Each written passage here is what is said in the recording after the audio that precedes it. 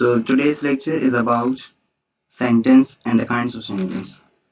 अब देखें sentence basically कैसे कहते हैं। सेंटेंस जो होता है आपका ग्रुप ऑफ वर्ड्स होता है जो हमें कंप्लीट मीनिंग दे और सेंस दे। जैसे देखिए लिखा हुआ है group of words that has finite verb and gives us complete meaning and sense is called a sentence. ऐसा मजमुआ वर्ड्स का जो हमें एक कंप्लीट मीनिंग दे और सेंस दे उसे हम क्या कहते हैं, सेंटेंस कहते हैं। देखें हर सेंटेंस में आपका एक फाइनाइट वर्ब भी होता है। क्या होता है? Finite verb. अब देखिए फाइनाइट वर्ब बेसिकली कैसे कहते हैं आप, फाइनाइट वर्ब कैसे कहते हैं कि भाई कोई भी ऐसा वर्ब जो आपके सब्जेक्ट रखने से कोई मीनिंग में चेंज दे, कोई सब्जेक्ट चेंज करने से मीनिंग में चेंजिंग करे, या वर्ब यहाँ पर आप कहें कि वर्ब चेंज करने से या टेंस चेंज करने से मीनिंग में चेंज करे तो इसको आप क्या कहते हैं, आप फाइनाइट वर्ब कहते हैं। और हर सेंटेंस में आपका फाइनाइट वर्ब होता है। ठीक है। अब देखिए छोटा सा नोट लिखा हुआ है।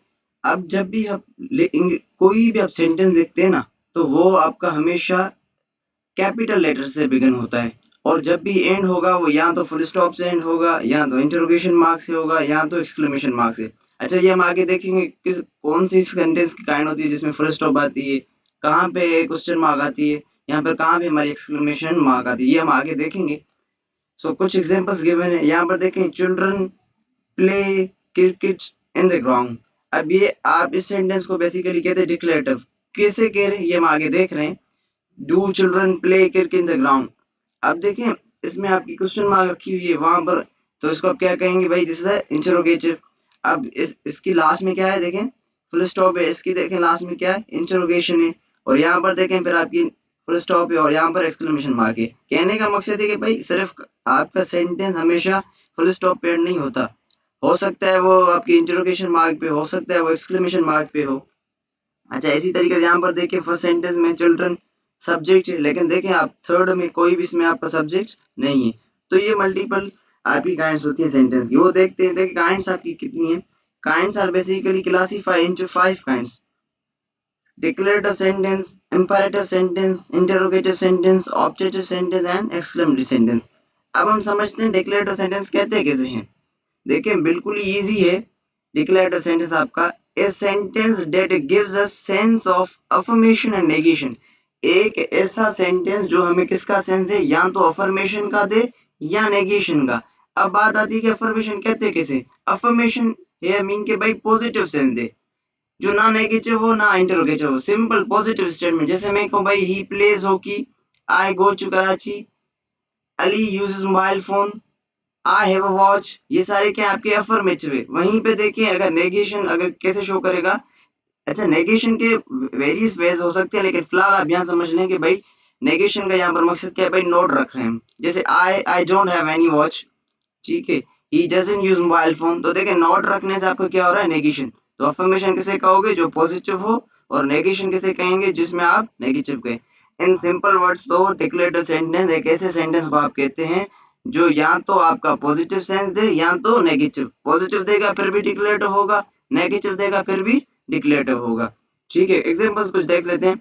She goes out to play cricket in the evening, positive है, अफर्मेशन शो कर रहा है। इसी तरीके से we learn English, affirmation show कर रहा है। अब देखिए negative, I do not know how to fix the car. तो देखिए नॉट आ गया तो आप इसको क्या कह रहे हैं, नेगेशन शो कर रहा है, लेकिन कहेंगे क्या, डिक्लेरेटिव। इसी तरीके से they are not happy with their lot. अब देखिए यहाँ पर क्या आ रहा है, नॉट आ गया। इसी तरीके से फिफ्थ में देखिए she doesn't want to marry him. तो देखिए जहां पर भी नॉट आ रहा है तो उसको आप क्या कह रहे हैं, ये नेगेशन शो कर रहा है। और जहां पर नॉट नहीं आ रहा उसे हम क्या कह रहे हैं, अफर्मेशन पॉजिटिव शो कर रहा है। तो सिंपल सी बात है, हमें पता है पॉजिटिव नेगेटिव क्या होता है। तो पॉजिटिव सेंस दे या नेगेटिव सेंस दे, दोनों को ही आप क्या कहोगे, डिक्लेरेटिव सेंटेंस कहेंगे। क्या कहेंगे हम, डिक्लेरेटिव सेंटेंस कहेंगे।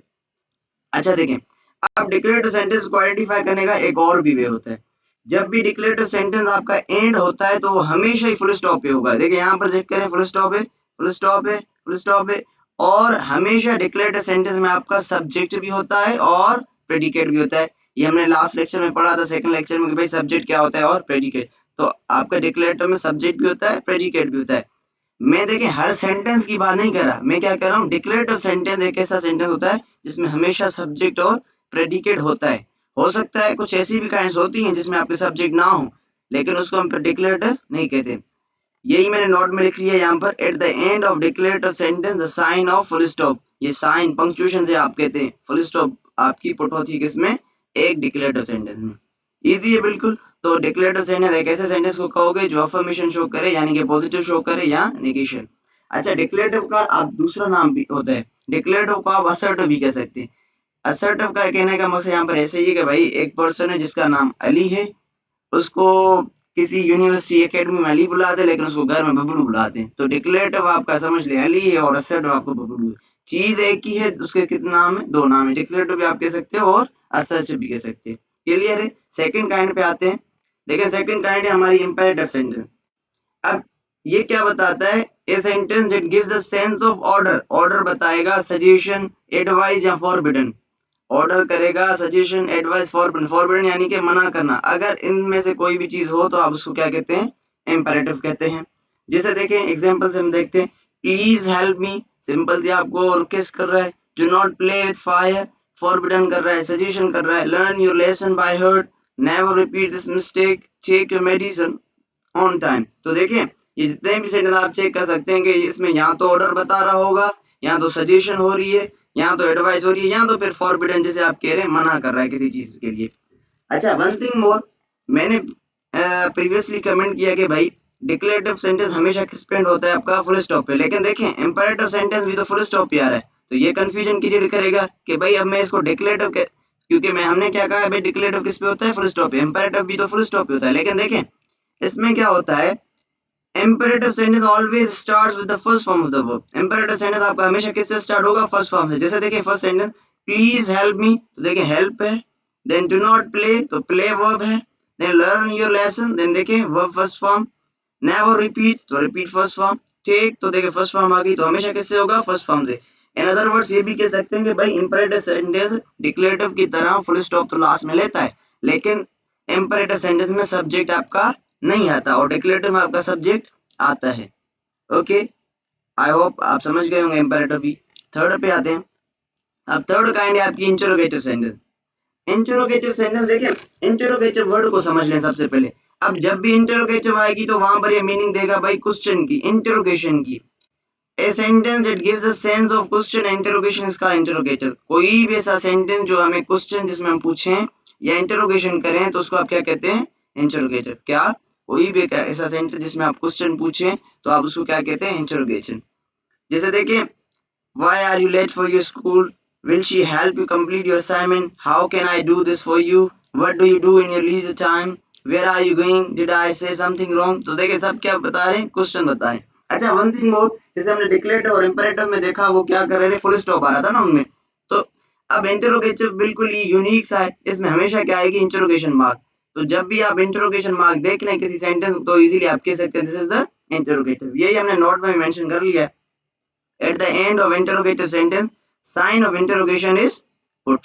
तो easy interrogative। आगे बढ़ते हैं।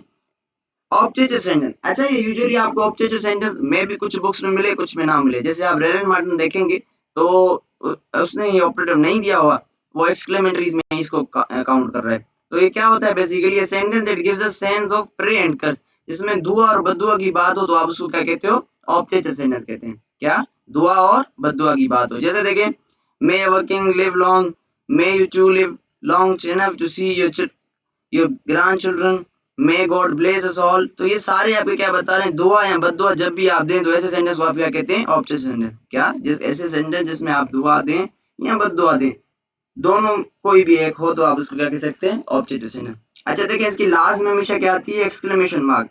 अब यूजुअली स्टूडेंट्स में कंफ्यूज हो जाते हैं कि भाई एक्सक्लेमेशन मार्क सिर्फ उसमें आती है जो एक्सक्लेमेटरी सेंटेंस हो। सिर्फ एक्सक्लेमेटरी सेंटेंस में एक्सक्लेमेशन मार्क नहीं आती, आपकी ऑब्जेक्टिव सेंटेंस में भी एक्सक्लेमेशन मार्क आती है। डिफरेंस क्या है? बस इसमें दुआ और बददुआ की बात हो रही थी। एक्सक्लेमेटरी सेंटेंस क्या होता है वो हम आगे देख रहे हैं।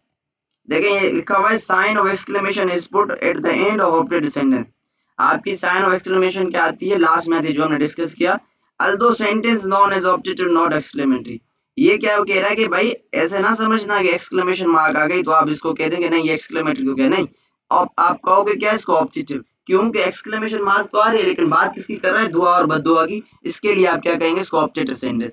इजी है। आगे देखते हैं जो लास्ट काइंड है हमारी, एक्सक्लेमेटरी सेंटेंस।